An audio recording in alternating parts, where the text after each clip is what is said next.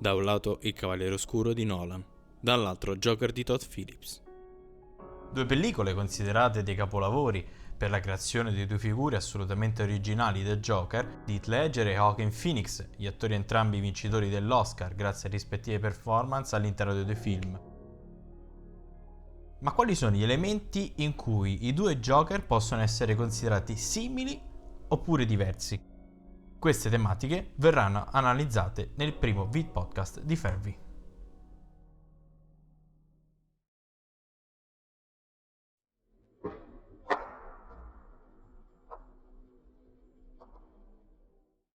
Prima di addentrarci all'interno dell'analisi, mi sembra doveroso precisare un paio di punti.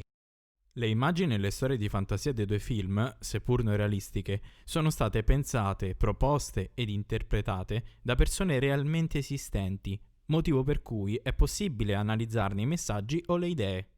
Quindi il mio consiglio è di non concentrarsi su aspetti meramente riconducibili alla realtà, ma bensì di provare a ricercare dei significati legati ad una logica e ad un senso ancora più profondi. Il secondo punto riguarda le modalità d'analisi, attraverso un utilizzo di deduzioni e intuizioni legate a diverse tipologie di informazioni riguardanti i due protagonisti e non solo. L'analisi psicologica proposta sarà strutturata prendendo in considerazione principalmente gli aspetti individuali dei due Joker, ma legandoli e collegandoli agli elementi contestuali che li circondano. Il lavoro totale sarà suddiviso in 3 parti. Questa prima parte sarà introduttiva e sarà incentrata sulla storia di Gotham e la raccolta dati di Arthur Fleck. La seconda, contenente la raccolta dati del Joker del Cavaliere Oscuro e le diagnosi differenziali tra i due Joker. Per ultimo, ma non meno importante, il cuore pulsante del confronto, ad un livello ancora più profondo grazie all'elaborazione di possibili significati e nesti logici legati al senso delle immagini e delle storie. Prima di addentrarci all'interno della visione dei due protagonisti del video, considero necessario analizzare in primis la location dove i due Joker si sviluppano, ovvero la città di Gotham.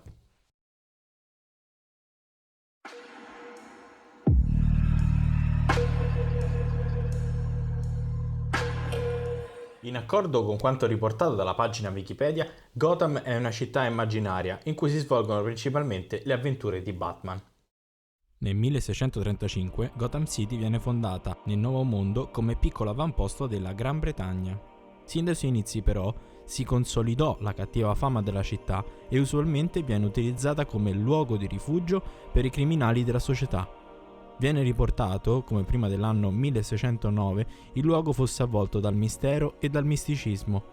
La storia di un mago che venne sepolto vivo sotto l'isola centrale di Gotham è un passaggio chiave. La sua natura malefica si sarebbe infiltrata nel suolo della città, contaminando con l'oscurità sia chi vi c'entrava a contatto, sia qualsiasi cosa venisse costruita su quel terreno.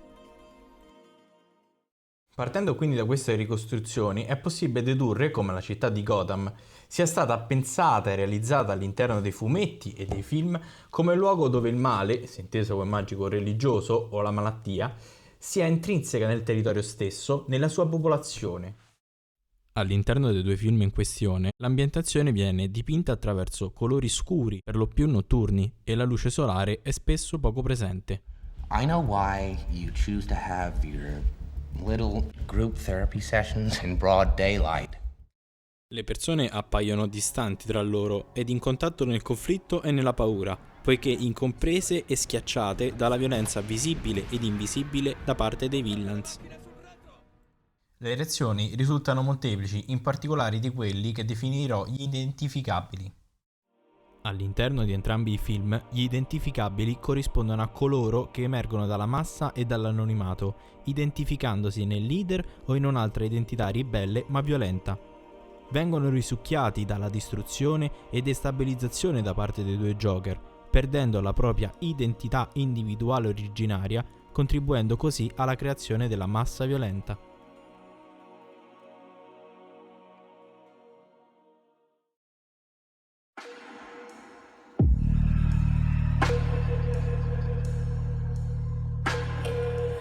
Is it just me? Or is it getting crazier out there? Avendo cominciato a disegnare un po' quello che è lo scenario in cui si muovono i due Joker, discorso che torneremo fra l'altro ad affrontare più avanti nel podcast, possiamo calarci ancora di più in profondità e raccontare ed analizzare i due villains. Difatti, come accennato in precedenza, la popolazione risente della violenza dei due Joker, ma invece questi ultimi in che modo vengono influenzati dalla città di Gotham? Quanto è determinante la loro crescita, lo sviluppo e la storia all'interno di questo contesto? Iniziamo quindi non dalla data di uscita dei due film, ma da quello che cronologicamente potrebbe essere avvenuto, analizzando in primis la storia di Arthur Fleck, il pre-Joker. Fin dall'inizio del film, uscito nelle sale durante la fine del 2019, l'obiettivo è di rendere fin da subito evidenti i principali elementi della vita sociale e psicologica del protagonista.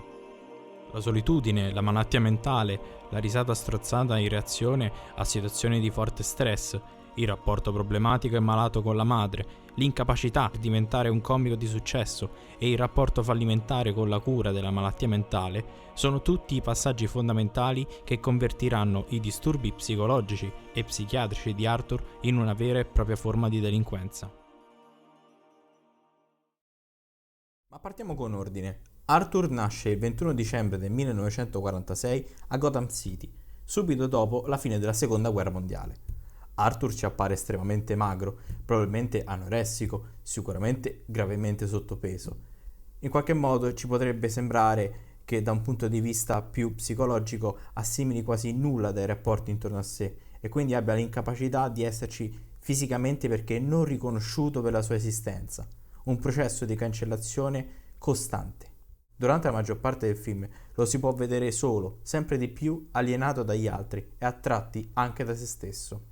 La sua camminata gobba e a testa bassa raffigurano il peso di vivere la sua vita a causa della necessità di adeguarsi ad una impostazione sociale che richiede requisiti mentali e comportamentali che lui sa di non riuscire a soddisfare, sentendosi inesistente nelle sue richieste e inadeguato nel suo modo di essere visto. Soffre all'idea di chi è, soffre nel vedere come gli possa sembrare totalmente impossibile essere diverso. La sua risata strozzata, che somiglia più ad un grido di dolore, è d'impatto su chi la vede e la percepisce come una reazione di sofferenza.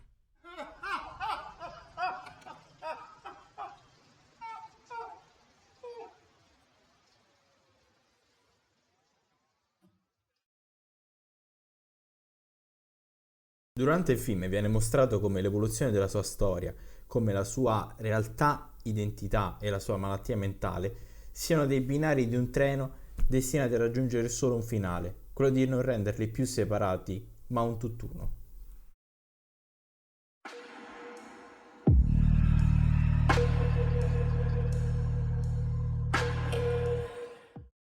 Durante il film viene svelato come Arthur sia stato adottato dalla madre Penny e che quest'ultima non sia in realtà la sua madre biologica, nonostante lei avesse sempre nascosto il fatto.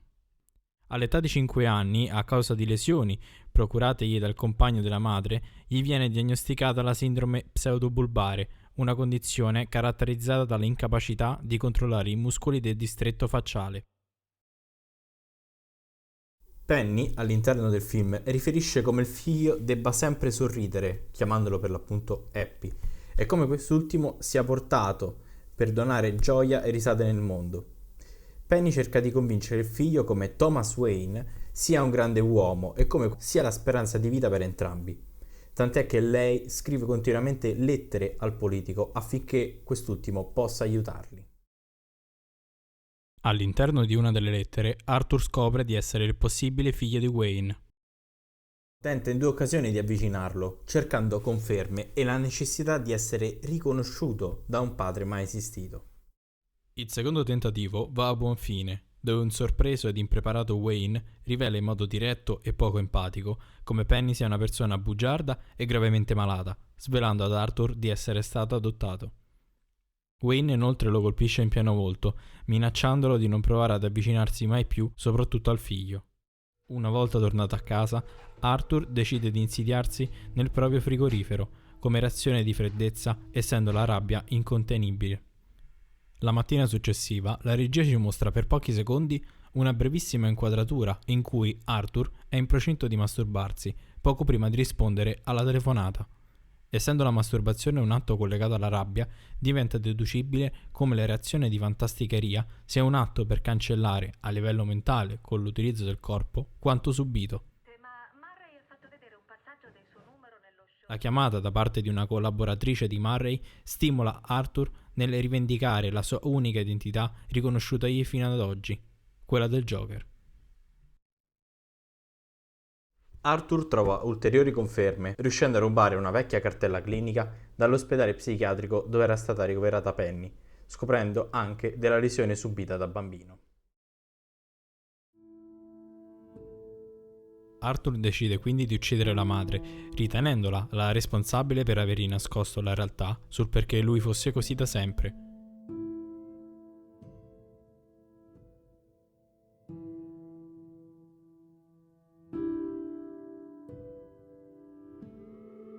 Thomas Wayne viene ucciso durante la ribellione da un Joker anonimo, dopo lo show di Arthur in televisione.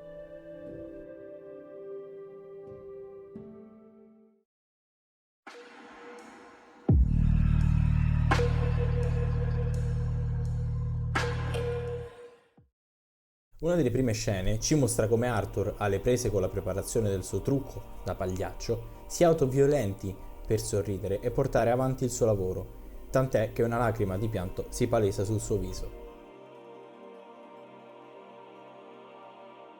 Durante il proprio turno di lavoro, un gruppo di ragazzi, senza motivo ed in modo estremamente violento, decide di rubare prima il cartellone utilizzato da Arthur per il suo lavoro di clown, attirandolo poi all'interno di un vicolo per picchiarlo malamente.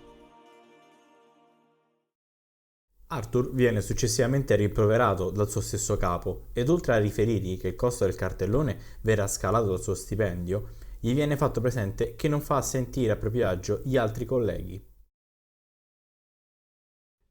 Fin da inizio film vengono mostrati elementi strutturali di una società che calpesta, condanna e annulla con violenza psichica ed anche fisica coloro che vengono ritenuti problematici. Questo avviene continuamente e ripetutamente all'interno del film e non è legato solo a un discorso di differenza tra classi sociali, ma di vera e propria costante discriminazione verso il prossimo. Homo homini lupus, sacerdos sacerdoti lupissimus. Abbiamo in primis l'episodio in cui il collega regala una pistola ad Arthur per difendersi dopo l'aggressione subita, sapendo però che quest'ultimo avrebbe commesso un errore, venendo infatti poi licenziato. A seguire l'aggressione metropolitana, dove il protagonista viene bullizzato verbalmente e poi fisicamente da un piccolo gruppo di ragazzi vicini a Thomas Wayne. All'interno di questa scena c'è una delle chiavi del film e della storia di Joker. Il fatto stesso che sia stato proprio un collega, un cittadino della comunità, a fornire un elemento estremamente violento, genera l'inizio di un processo psicofisico che porterà Arthur ad essere legato a doppio filo con l'arma, che lo rende esistente sia per se stesso sia per la realtà sociale in cui vive. Non esiste Arthur Fleck, esiste il Joker che uccide principalmente i ricchi, i potenti, i mangiatori di uomini, poiché lui è esistente solo perché è l'autore di un omicidio, soprattutto in nome del popolo sofferente. Motivo per cui Joker ucciderà Murray con la stessa pistola, poiché rese esistente solo come Arthur il buffone, ma in realtà malato. It was like nobody ever saw me. Even I didn't know if I really existed. L'atto di eliminare l'altro rende esistente chi lo commette, il rendere non vivo permette di avere un riscontro con la realtà puramente concreta di riconoscersi come vivi. Mors tua, vita mea. Difatti, l'unica reazione che Arthur è in grado di attuare è quella di uccidere i 3 ragazzi che lo stanno aggredendo, stessa fine che avverrà anche per l'ex collega, ucciso da Arthur dentro la propria casa, come rivendicazione, anche qui, di quello che ormai è, ovvero il Joker.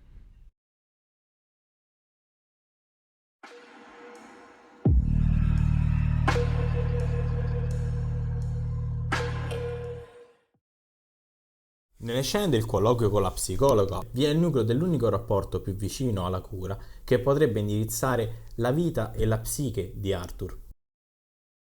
All'interno del colloquio scopriamo come Arthur fosse stato già ricoverato in passato. Arthur appare affidato non per sua principale scelta ad un colloquio con una psicologa, Difatti il suo disagio viene ben illustrato nell'iniziale risata, che come abbiamo visto in precedenza è una reazione dinanzi ad una situazione di forte stress. Arthur chiede se sia lui o gli altri ad essere impazziti. La psicologa prova ad abbozzare una risposta, confermando in parte che la società e la città in cui vivono stiano vivendo un momento difficile, soprattutto da un punto di vista lavorativo materiale. Ma Arthur sorride. Perché lui stesso vive queste condizioni giornalmente. Eppure non aggredisce per strada senza alcun motivo. Non è, ancora, violento verso il prossimo per sadismo o a causa di un malessere legato ad una sfera di violenza psicofisica. La risposta risulta quindi poco efficace. Durante il colloquio, Arthur ha tremori fisici a causa dell'ansia, dato che non si sente a proprio agio, probabilmente perché riconosce come la sua realtà mentale sia deviata, soprattutto con quanto scrive sul proprio diario. La psicologa inizialmente glielo richiede per cercare qualche informazione, ma spaventata dalla profondità della malattia ne rimane distante, non indaga, non chiede. Non si interessa realmente ai pensieri disturbati o suicidari di Arthur. Il rapporto terapeutico o assistenziale risulta quindi inadeguato e non curante, tant'è che Arthur chiede di poter aumentare il carico dei medicinali, probabilmente benzodiazepine e antipsicotici, poiché il suo malessere è sempre più forte e come lui afferma, I just don't want to feel so bad anymore. Arthur nel colloquio successivo riferisce come non credeva di esistere veramente fino a poco tempo prima, di non essere in qualche modo visto, tant'è che accusa la psicologa di non ascoltarlo, di non vederlo, inteso non nel puro senso fisico, ma di non considerarlo come un essere umano vivente. Ignorando la proposizione di non annullamento da parte di Arthur, la psicologa reagisce chiudendo gli occhi in senso metaforico, rifilandogli e riferendogli l'ennesimo ed ultimo colpo riguardo il recente taglio dei fondi e la conseguente impossibilità di proseguire i colloqui terapeutici. Arthur chiede quindi nell'ultimo dialogo come avrà per primo le sue medicine e subito dopo con chi potrà parlare, rimanendo però senza risposta ed abbandonato.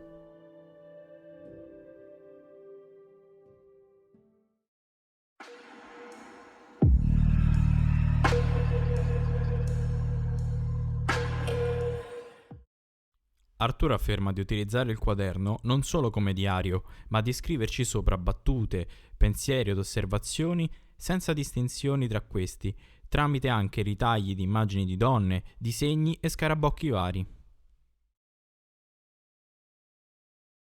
Potrebbe essere uno degli strumenti più importanti per poter approfondire e comprendere la realtà psicologica di Arthur, essendo una raccolta di pensieri, elaborazioni psicologiche, memorie più o meno alterate che raccontano come Arthur abbia il pensiero di non essere reale, di non essere visto, pur camminando di fianco alle persone, e di essere reso inesistente, come spiega nella frase «Spero solo che la mia morte abbia più senso della mia vita».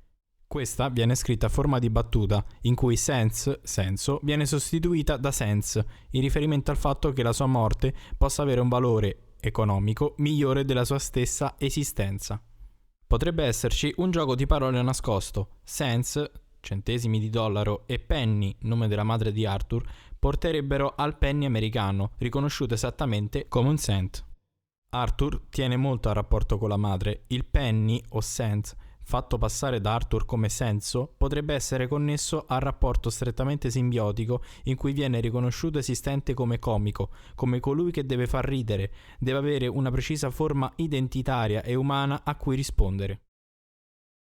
Questa necessità costante di trovare felicità o divertimento in ogni gesto di Arthur sarà traslata in ciò che per lui è divertente e piacevole, ovvero uccidere e tutto ciò che rientra in questa dinamica.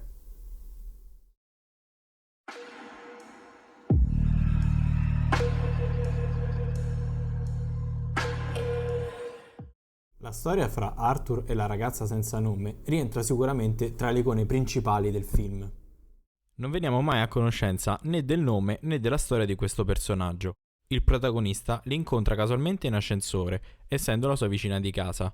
Per via della poca affidabilità dell'ascensore, o più probabilmente del luogo in cui vivono, la ragazza si rivolge brevemente ad Arthur, mimando inoltre un solo gesto che rimane impresso nella memoria di quest'ultimo: spararsi in testa. Arthur vivrà un'allucinazione continua, fantasticando di averci una relazione. La stessa viene vissuta presente in ospedale durante il ricovero di Penny. Inoltre, fra i pochi dialoghi della ragazza, ve ne sono 2 da approfondire. La sua approvazione e ammirazione per il Joker che ha ucciso i 3 ragazzi in metropolitana e la rassicurazione che per la madre di Arthur andrà tutto bene. Considerando questi eventi e dialoghi in realtà non esistenti ma fantasticati in modo allucinatorio da Arthur, potremmo ipotizzare come la ricerca di autoapprovazione nell'aver ucciso i ragazzi in metropolitana, diventando un simbolo di una lotta violenta, e la rassicurazione che la madre si rimetterà, siano entrambe modalità per soffocare i sensi di colpa, essendo lui stesso causa di ambedue i contesti. Dopo aver scoperto la verità sulle problematiche psichiatriche della madre, Arthur capisce come la relazione con la vicina sia stata il frutto di un'enorme allucinazione.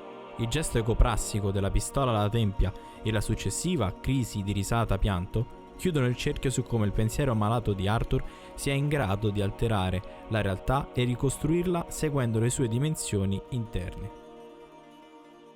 Nell'intera pellicola, l'unico vissuto allucinatorio da parte del protagonista è in relazione a questo rapporto di coppia-amore.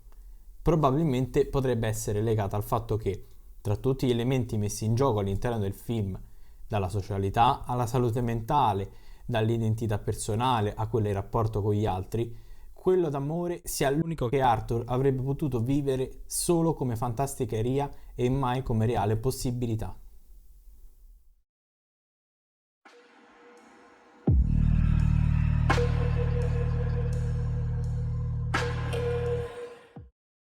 Sul diario la scritta Jokes preannuncia la metamorfosi in Joker. Il tracollo e l'evoluzione in una identificazione in colui che può esistere solo uccidendo sono progressivi col proseguo del film, fino al punto in cui Arthur riceve da Murray l'invito a partecipare al suo show, dopo aver mandato però in onda uno spezzone del suo cabaret fallimentare. Ad inizio film però Arthur è un fan di Murray, lo idealizza e lo considera un modello positivo, tant'è che immagina come potrebbe e vorrebbe essere, prima nelle vesti di spettatore e poi come ospite della trasmissione. In questa scena grida al presentatore di amarlo e in reazione a ciò viene invitato a parlare. Murray riconosce che c'è qualcosa di speciale in lui. La storia dei 2 personaggi sembra apparentemente collimare. Murray racconta come prima di diventare famoso, quindi di successo, vivesse con la madre e come la figura del padre fosse assente, esattamente in linea con la storia di Arthur. Il protagonista spiega quanto ci tenga la madre, come questa gli voglia bene. Murray invita Arthur ad averlo a fianco durante la puntata dello show per condurre insieme il programma. Successivamente gli rivela come lui rinuncerebbe al suo successo per averlo come figlio. Questo passaggio, in particolare, risulta apparentemente poco comprensibile. Perché Murray dovrebbe rinunciare al successo per avere Arthur come figlio? Potrebbe essere, grazie ad una intuizione di Arthur, un riferimento a Wayne, vista l'importanza e la quantità di lettere che Penny scrive abitualmente a quest'ultimo? Proviamo a dargli una chiave di lettura. L'elaborazione di questa tipologia di pensiero da parte di Arthur è legata all'essere stato rifiutato fin dalla nascita dalla figura paterna, poiché avrebbe ostacolato il successo e le realizzazioni del padre. La sensazione che Arthur si viva come un elemento di vergogna e degrado per la sua condizione psicologica lo portano ad annientarsi e a credere che il suo unico modo di essere sia nelle vesti di malato, mettendo in difficoltà chi gli è vicino. L'aspetto più buffo dell'avere una malattia mentale è che tutti pretendono che ti comporti come se non ce l'avessi. Arthur idealizza Murray, lo vede come un buono che possa comprenderlo, che possa riconoscerlo per la sua umanità e la sua storia difficile. L'idealizzazione sopracitata è destinata a crollare durante lo show in cui Arthur viene umiliato, ridicolizzato con frasi ed epiteti durante l'estratto dello spettacolo del protagonista, venendo apostrofato da Murray come un Joker. L'identità che Murray definisce in Arthur durante la diretta televisiva devasta il protagonista. L'invito successivo da parte di Murray è la scintilla definitiva per la mutazione di Arthur. Durante il film lo vediamo esclusivamente salire le scale adiacenti la sua casa, con una postura gobba, triste, appesantito dalla vita. Invece, una volta preparatosi per lo show, le scende danzando nelle vesti di Joker, poiché la scissione tra il suo pensiero malato ed il suo corpo non è più presente. Prima dello spettacolo, con un sorriso costruito e rancoroso, chiede a Murray di poterlo presentare come Joker, poiché riconosce a Murray di essere stato lui ad attribuirgli questa identità. That's what you called me on the show. A joker. Do you remember? Well, if you say so, kid, Joker it is. It's good. Arthur non è più presente, poiché il Joker personaggio ha soppiantato la persona stessa, essendo in fusione totale tra la sua realtà anaffettiva e la concretezza fisica di poterlo mostrare, eseguire e agire. Volto e corpo ora combaciano. La volontà di rivendicare la sua attuale condizione è il risultato di una dinamica familiare disastrosa, in combinazione con una società che non ha avuto nessun interesse per farsi carico della cura della sua malattia mentale. What do you get I don't think so. when you cross I think a we're mentally done with ill you, loner George. with That's a it. society that abandons him and treats him like trash? I'll Gene. tell you what you get. Call the police. You get what you fucking deserve. Joker, dopo essere diventato l'idolo della folla, viene catturato e rinchiuso nuovamente. Durante il colloquio con la psichiatra è totalmente convinto che ormai non ci sia più nulla da fare, perché crede di essere nato così, che questo sia il suo vero io. La scena finale ci porta a pensare che la psichiatra sia stata uccisa poiché, come avvenuto con Penny, Arthur considera inesistente o addirittura una violenza la semplice possibilità di cambiare e di essere cambiato.